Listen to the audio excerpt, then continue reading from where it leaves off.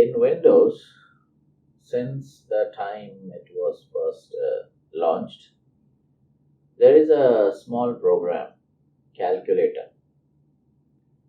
I'm sure many people are familiar about it. I have been using this small program on and off in many versions of Windows.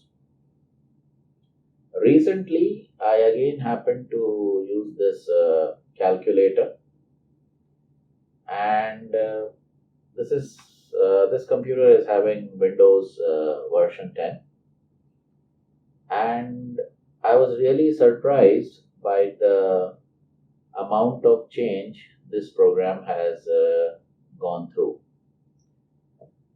Now, instead of talking too much about it, I think it will be a good idea if I actually give you a very short display of how this calculator looks and what kind of calculations it can do.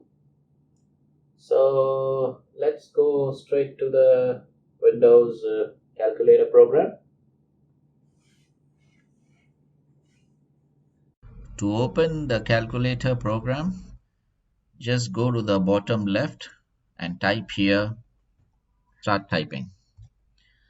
You start first 2 or 3 letters, and Windows will start hunting for all the programs which contains these 3 letters or these letters in their name. And you can see it has already hunted the program calculator for you. So here it is. And you see this calculator app. Nowadays all the programs are called as apps. So if I click this calculator, it will straight away open the program, the calculator program. But just stand by and just come down. And here you will see a lot of options.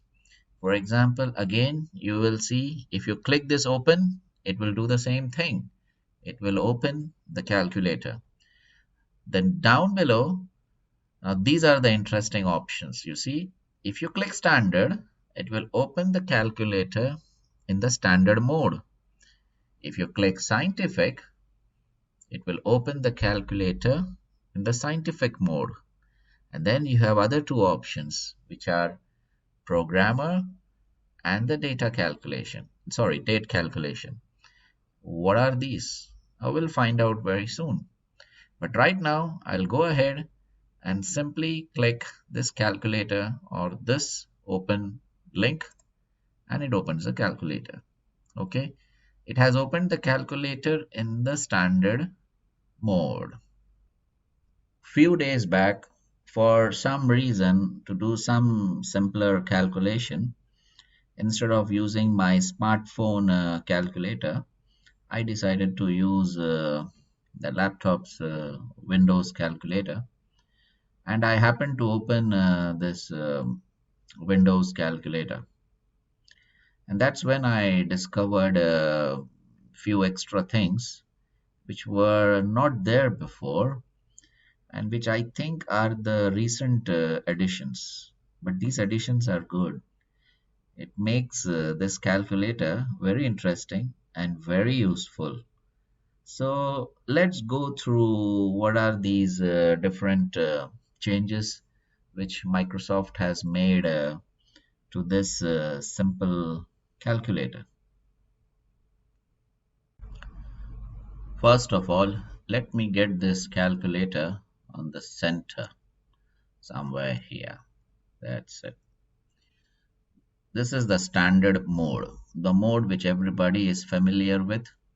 It has got the very familiar number tabs and few operator tabs, some tabs on memory. Okay, now here if you click this one, you will get different modes. You have first a calculator mode, and second is a converter mode. Okay, so in the calculator mode, let's go to this scientific mode. There it is. Now once you go to the scientific mode, okay, I'll try to make it a little bit bigger. Yeah, but it looks there you go.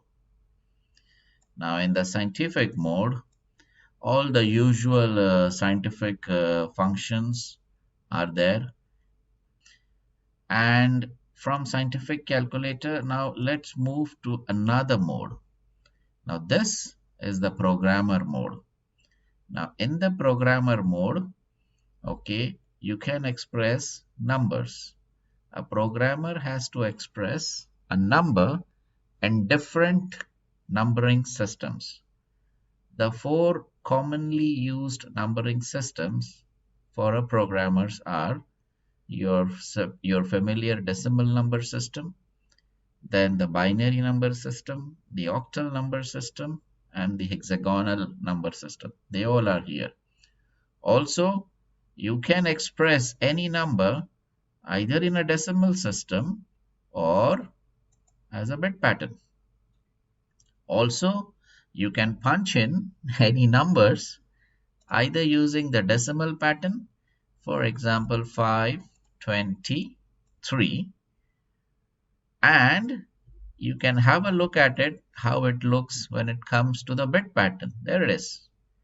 You see, when I typed 523, it gives me its equivalent value in the hexagonal number system, octal number system, the binary number system. If I change anything here, for example, I can change it. Let's say if I go to this bit in the pattern and click it once, it becomes 1.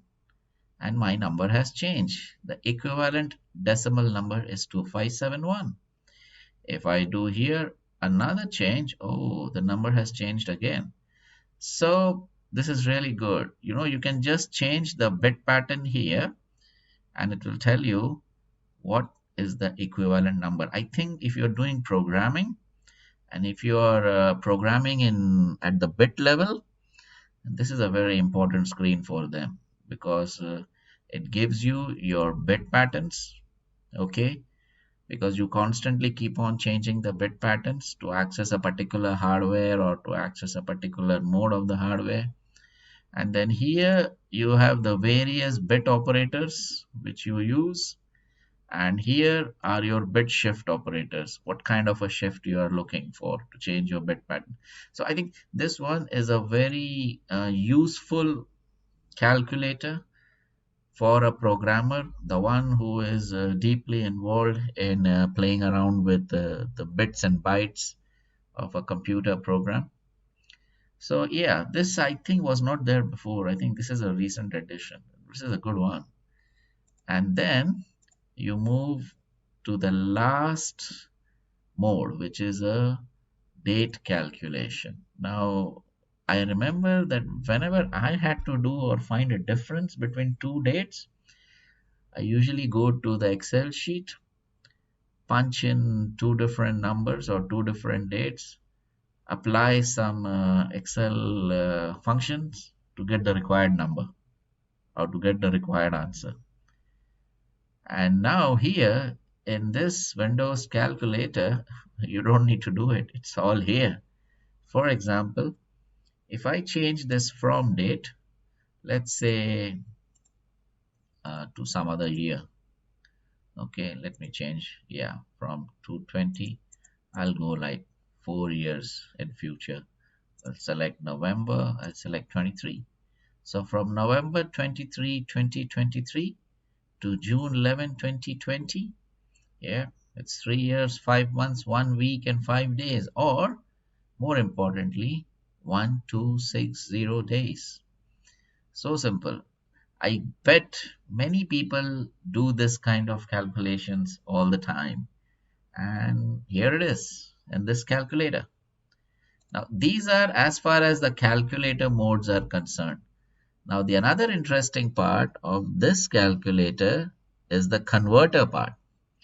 And the biggest and the most important conversion here is about currency.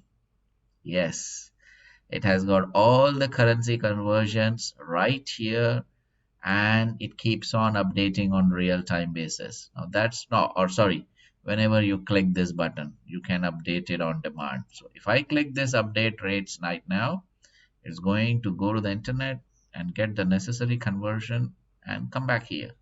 So now I want to do, let's say, a conversion from dollars to Indian rupees, all I do is just go here and select my United States. There you go, dollar. And I can go to the second part and check, yes, Indian rupee. And there it is. Now I'll go here. Let's say I put $100. It tells me how much equivalent in Indian rupee. After currency, the another converter, you have all the familiar problems here. You can do volume conversions, you can do length conversions, you can do temperature conversions, area conversion. Many people need this. For example, in many places, uh, the area of a house is expressed in meters. So let's say square meters. You have square meters here. Yes. And in places, in my places, it's usually in square feet. So if I go square feet here, now I need to know 1 square meter is 10.76 square feet. And it also tells you, look here, means it's not only giving you the main conversion that we are looking into, but it is giving you some other extra conversions also. For example, it tells you 1 square meter is equal to 1.2 square yard, or 1550 inch square, or 10,000 centimeter square. Okay, so yeah, and this is very good. So all the major conversions are here. The only thing which I see is missing in this calculator are the famous mathematical and the physical constants. They are not here. I wonder if with the future version, or when Microsoft thinks of doing some more upgrades on this small tiny calculator program, hopefully they will include all the mathematical and the, what do you say, engineering constants, and I think it will help a lot. So yeah, this is basically something about which I have learned about this calculator, which I'm trying to share. Thanks for watching my video, and please do subscribe to this playlist. I'll keep on sharing, something of the bits here and something of the bits there, related to computers. Till then, goodbye.